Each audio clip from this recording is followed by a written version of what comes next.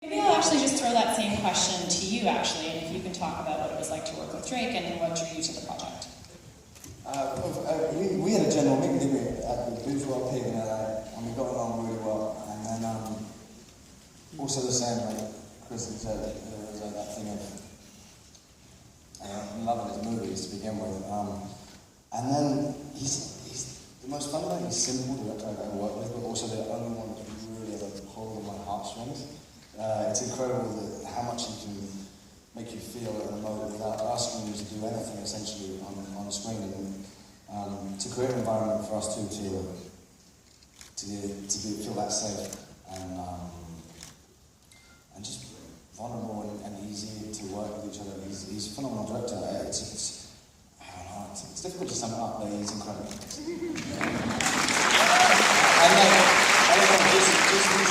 To be honest, we've been down at Hoult having a couple of drinks. We snuck in like towards the last 10 minutes of the film, and the gasp when it was revealed that I kind of had the cure and stuff. Oh, that made our week. That reaction was incredible, and I don't know if somebody like the three ladies who were bawling at the end right back there. You guys are my heroes. I love you guys. Do you guys want to go to Hooters with us after? Play a drink. It was honestly, if someone like put a massive claw down and took me off Earth right now, and that was it, I'd be like, yeah, I'm good with that. Yeah. Thanks to Toronto, I'm good with that. Drake, what I love about this film and the last film that you brought here, Like Crazy, is just they're both such powerful love stories, but they're both so different in the environments you set them up in. Can you talk about the choice for this film and just what drew you to make, this crazy post-utopian setting? Well, I mean, I'm just grateful to be able to keep making movies and keep telling love stories, but really I wanted to try something totally different. I wanted to stretch and do movie visual effects and make a bigger movie, and I wanted to work with Nick. And then I met Kristen and thought she was amazing. I thought that'd be an amazing pair. Then I met Nathan Parker, who wrote the script, who's amazing, who brought so many amazing things to the process that I'd never experienced before. So for me, it was just about trying to grow and do something different, but still at the same time be honest to myself and tell a story about love. Yeah. Okay, out to you guys. Is there anyone in the audience? Yes, in the aisle in the black shirt.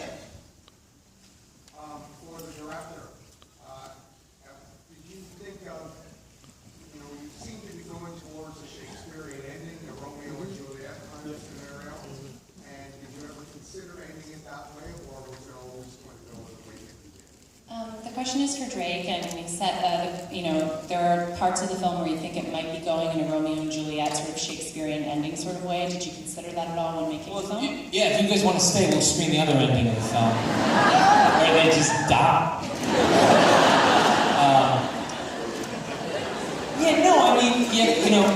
Nathan really constructed a beautifully tight third act.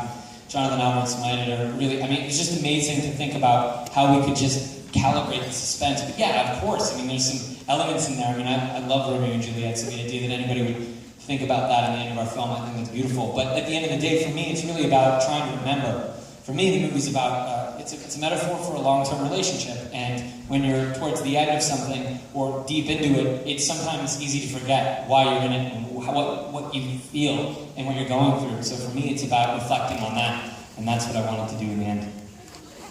Okay, we have time for a couple more questions. Is there anybody in the mezzanine that has one? Okay, down here. Yes, waving your arms. Thank you.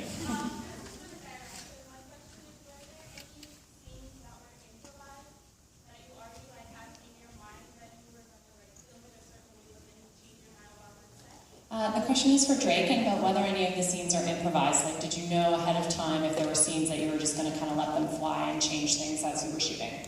Some of them, yeah. I kind of had a rule going in that no equal would improvise, but all the equals would be very specific. Every word would be exactly who it is. But when they're alone together, for instance, in the apartment, there's a lot of free form going on there where John is just rolling and we're just picking up things and finding things. Have you always had freckles on your face? I don't know, maybe I have. All that stuff is, real. And for me, it's about sort of the balance of the two. We had a lot of material, so it was really cool to be able to improvise a little bit, yeah. Any dialogue that's improvised?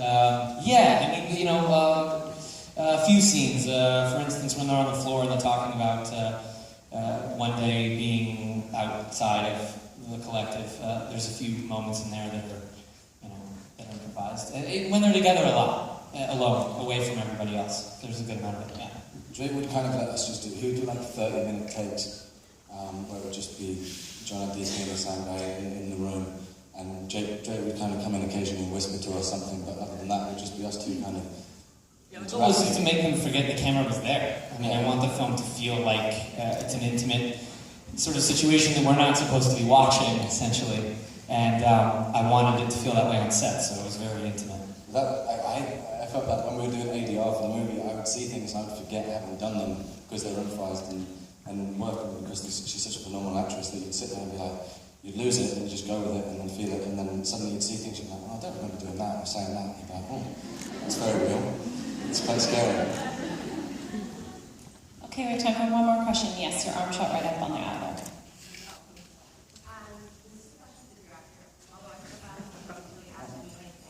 He's not important. Ask me the question.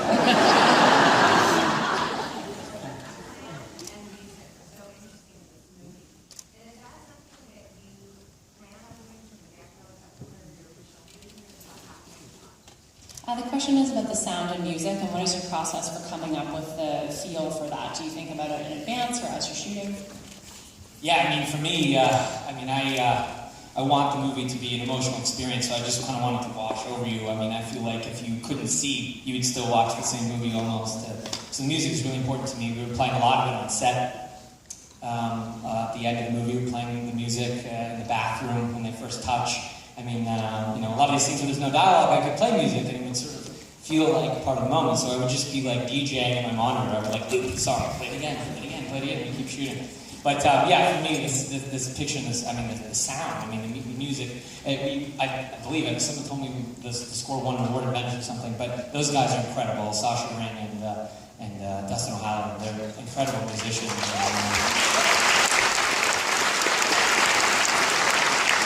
Okay, that is all we have time for. Thank you guys so much for being here. Thank you guys so much. Thank you so much.